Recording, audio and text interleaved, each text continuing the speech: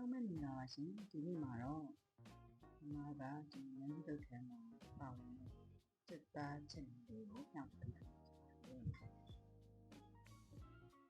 အရင်တော့စက်သားလေးတွေကိုအရသာထည့်ပြီးတော့အကုန်လုံးပါအောင်ပေါ့နော်အမစားချုံမုံခရီးစီစနုံမုံမြုပ်ပြီးမုံမြုပ်ကောင်းအကုန်လုံးထည့်ပြီးတော့သမတော့ဝင်ရတာတော့အောင်ပေါ့နော်ချင်းကြကြလေးတုပ်ပြီးတော့နှဲပေးလိုက်မယ်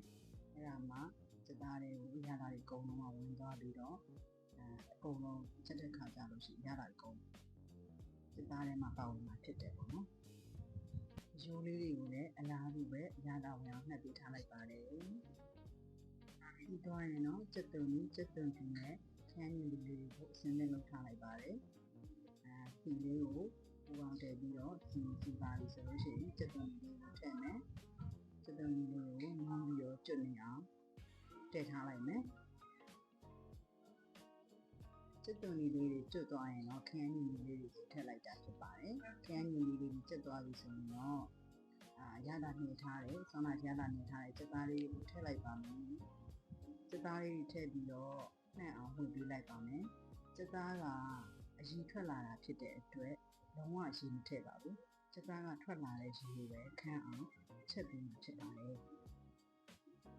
ဒီတိုင်းမှွေပြီးတော့ကိုကမလိုအပ်ရင်တော့ခရီးစီလိုအပ်ရင်ခရီးစီထပ်ပြီးတော့ဆွတ်ပြီးပေါ့နော်ဒါတော့မလိုဘူးဆိုလို့ရှိရင်ဆွတ်စရာမလိုပါဘူးနဲ့အရှိလေးထွက်လာပြီဆိုလို့ရှိရင်တော့အဲ့မှာအဖုံလေးအုပ်ထားမှွေပြီးလို့ရှိရင်ဖုံလေးအုပ်ထားပြလိုက်တော့ပေါ့နော်ဖုံအုပ်ထားပြီးတော့ကြာတော့မှနည်းနည်းလေးကြာတယ်မှပဲစက်သားကိုပြန်ပြီးတော့ဖွင့်ကြည့်ပါမယ်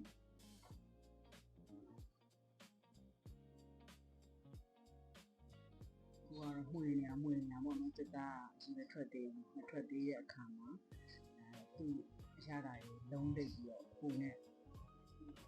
ဝင်တော့စက်သားကိုမှွေပေးနေတယ်နော်